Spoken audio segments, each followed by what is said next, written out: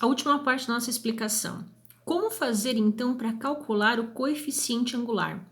Eu não vou usar os exemplos do livro agora, porque eles são só algébricos e eu quero exemplos com números para ficar mais fácil para vocês responderem. Então, eu vou explicar a situação da 101 e da página 102, mas colocando valores para vocês, tá? Como calcular? Ó, a gente está trazendo aqui para vocês aquele mesmo triângulo que nós tínhamos lá antes. Esse é o ângulo que eu quero descobrir, que é a inclinação da minha reta, essa variação que vai, a taxa de variação que vai de um ponto até o outro, né? E a gente sabe que para a gente descobrir esse ângulo, eu preciso calcular essa tangente. E como é que a gente faz isso? É bem parecida com a fórmula da distância, tá, pessoal?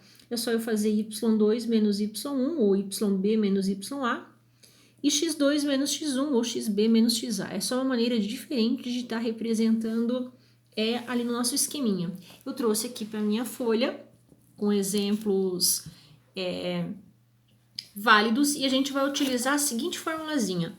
Essa formulazinha aqui, ó, é a fórmula da taxa de variação. E esse A minúsculo, eu estou chamando ele de coeficiente angular. Eu posso usar esse A, eu posso usar o M. A gente vai usar o M, tá? Até deixa eu arrumar já isso aqui para vocês, para não ficar aqui, para não ficar confundindo, dependendo a representação. Mas é o nosso M, a taxa de variação. Então, olha só, eu tenho aqui no meu esqueminha as minhas duas coordenadas, x2, y4. Depois, x3, y8. E eu quero descobrir qual é a taxa de inclinação, a variação que eu tenho nesse segmento de reta. Como é que isso vai ficar? Eu vou trazer para a minha fórmula, ó, y2 menos y1, x2 menos x1. Coloquei para vocês aqui do lado uma representação que é um macete para vocês não se confundirem, tá? Sempre que aparecer no plano cartesiano, quem vem primeiro? O y. E o y está sempre de pé. A marcação do y é sempre essa marcação de pé. E o x está sempre o quê? Deitado, tá? Só para vocês não esquecerem. De pé dividido para o deitado. Trazendo isso para a fórmula, como é que vai ficar? Quem é o meu y2? Lembrando, os primeiros valores são sempre do x, os segundos valores são sempre do y. Então, eu tenho 4, olha o sinalzinho aqui no meio, é menos. Então, vai ficar 4 menos 8, dividido para, quem é o nosso x? 2 e 3. 2 menos 3. Ok. Agora, quanto é 4 menos 8? Eu tenho que isso aqui é menos 4. Quanto é 2 menos 3? Isso é menos 1. 4 dividido para 1, isso é igual a 4. E menos com menos, isso vai ser mais, ok? Agora, 4 é a taxa de variação de inclinação dessa reta. Mas quanto isso vale se eu quiser saber isso em graus? E a gente vai fazer o seguinte, vou mostrar aqui para vocês na calculadora também, tá? Eu vou colocar um número que a gente encontrou, que foi o número 4. Eu vou apertar na segunda função, porque talvez a gente não tenha a tabelinha trigonométrica em casa. Eu vou apertar na tangente. Isso vai me dar um ângulo aproximadamente de 75,9 graus. É isso que quer dizer, tá? Vou colocar aqui aproximadamente 75,9 graus, ok? Quando que isso vai acontecer? Sempre que nós tivermos, ó, 1 grau maior que 0 e menor que 90. Agora, há uma situação um pouquinho diferente quando o nosso ângulo, ele for, ó, maior que 90 e menor que 180. Vamos primeiro calcular e depois eu explico para vocês no final o que isso vai acontecer.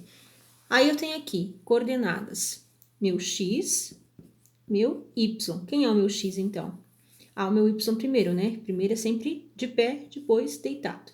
Então, eu tenho 1 menos o meu outro y, que é menos 1, dividido para o meu x, que é 2, menos o meu y, que é 4.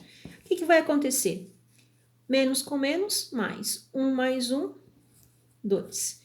2 menos 4, isso vai ser menos 2, igual. 2 dividido para 2 é 1, mais com menos é menos. Lembra que eu expliquei para vocês que sempre quando nós tivermos uma marcação no segundo quadrante, ou seja, que ela passa de 90 graus, o coeficiente angular vai ser negativo.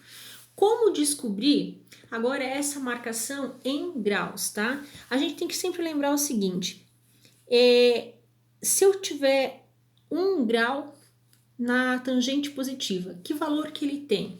Aí, o ano passado, a gente também estudou as tabelinhas do seno, cosseno e tangente dos ângulos notáveis, que a gente fala 30, 45 e 60 graus. Eu acrescentei para vocês nesse nosso resumo aqui embaixo o 90, que a gente lembra agora que, na verdade, ele não existe, né? O coeficiente angular do ângulo de 90 graus.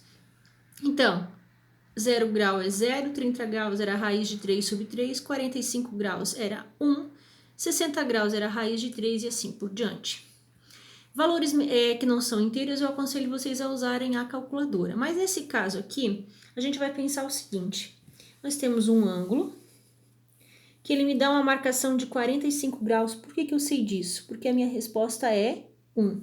Então, eu sei que esse pedacinho que está aqui do outro lado mede 45 graus. Vou marcar ali para vocês. Se aquele pedacinho mede 45 graus, quanto vai medir todo o outro restante? E a gente tem que fazer a nossa continha, né? A circunferência meia-lua tem 180 graus. Se aquele pedacinho ali mede 45, quanto está medindo o restante? Então o restante vai medir. Eu vou fazer aqui 180 menos o 45 graus, ela vai me dar um valor de 135 graus, ok? Então, na verdade, quando a gente tiver um ângulo com a medida negativa, a gente vai pegar o valor inteiro dele, vai descobrir quanto que isso corresponde em graus, vai descontar de 180 e o que sobrar é exatamente o valor da medida. A gente chama ele de ângulo suplementar, ó. Ele vai além do ângulo de 90 graus.